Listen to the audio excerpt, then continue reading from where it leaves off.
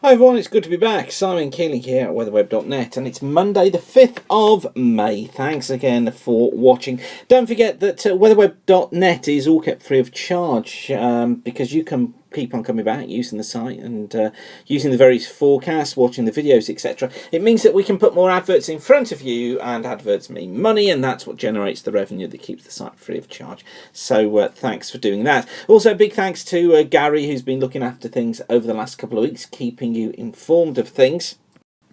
And I've been trying to get myself back into the swing of it too. I did manage to monitor what was going on while on board the ship as we cruised around the Mediterranean.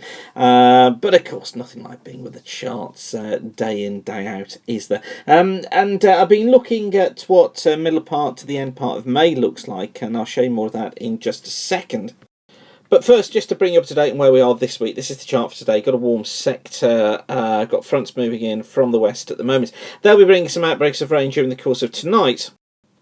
And that cold front clears eastwards during Tuesday. May bring a cracking day across many parts of the country during Tuesday. There might be a few showers around, but basically it's a blue sky day with fluffy cumulus clouds. Cracking day if you like gliding. Should be really good and good for general flying. Good day whatever you're doing really, because it should be dry for many, although there will be one or two hefty showers breaking out, more notably across the high ground of southwest England, the Midlands, parts of northern England as well, and some heavier showers moving into Ireland and western Scotland later. Then we go into more unsettled conditions as the week progresses. Fronts passing from west to east. Always the north seeing most of the rainfall, but there will be some down to the south as well. Wednesday brings some more persistent rain for Ireland and parts of Scotland. Showers further south and pretty breezy across southern parts of England as well. Breezy through Thursday, cloud and outbreaks of rain affecting England and also Wales, most of it across southwestern areas, but showers following into Scotland and into Ireland. I think Thursday just a fairly cloudy day across many southern areas really. Friday becomes unsettled, low pressure in control brings widespread hefty showers. And for Saturday, low pressure again in control, driving rain and wind eastwards, followed by some pretty heavy showers. So some fairly unsettling conditions there as we head into the middle part of the month.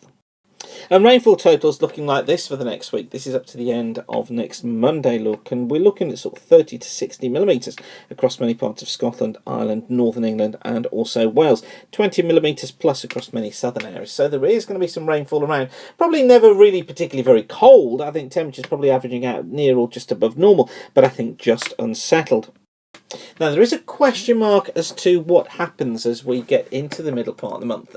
We got varying opinions from various different models as to how things develop. So, got a bit of a battle going on just now. In fact, it's almost a battle royale, actually, as to how this thing develops. This is what the ECMWF is seeing for the 15th of May. And notice here, look, what it wants to do is to build a ridge back in, put high pressure down to the southwest. Yes, fronts affecting Scotland and also Ireland, but generally bringing a ridge in with a trough out here in the Atlantic. The Canadian wants to do very similar. Look, here's the ridge, there's the high, here's the trough out in the Atlantic through here. So still unsettled for Ireland, Scotland and also northern England as fronts push eastwards, but generally the overall picture there is a very similar one to the ECMWF.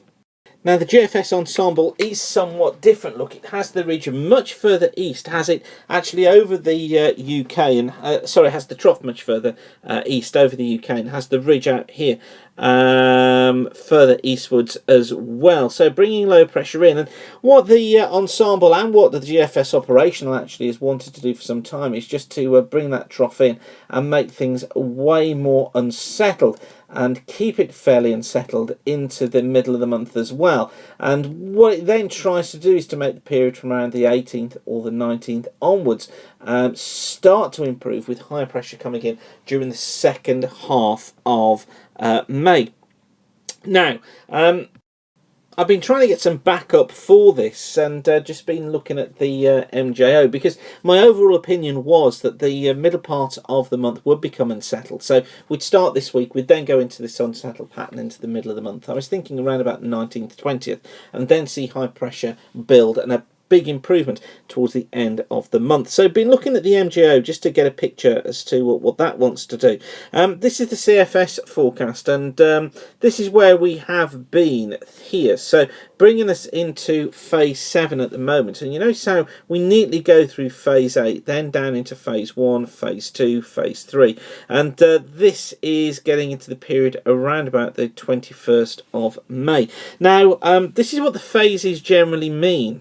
Actually, let me show you first of all what the ECMWF does. This is the ECMWF seasonal prediction, and again you see here, look, this is where we are as this prediction was made. Brings us through phase 8, through phase 1, 2, 3 and 4, and this is the period around about the 20th where it's trying to bring us into phase 2 and 3.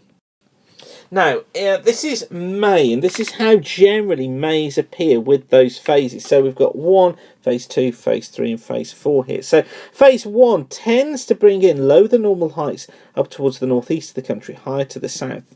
And then as we get into phase 2, the high builds up towards the north. Phase 3 sees the high breaking and building down to the south. And again, phase 4 does a similar thing with the low up towards the north and drives in more of a westerly flow during the month. Now, what's interesting here is that those patterns aren't necessarily tying up, although there's good agreement between the ECMWF and the CFS as to the idea of going through phases 1, 2, 3 and getting into 4.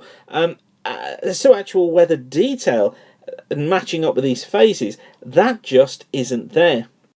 This is where the CFS sees it. This is week 1, and it brings it into a stronger jet during the course of this week, bringing the more unsettled conditions that we're likely to see. Week 2, it then goes for the idea of the trough look being out towards the east. This is the idea we've just seen from the GFS ensemble, because the CFS is based on that and puts low pressure out towards the west and keeps things more unsettled between the 12th and the 18th. And actually, I can buy this. I think this is probably okay. I think we do go into a wet phase across Scotland, Ireland, much of Northern England, perhaps Western Wales during this period.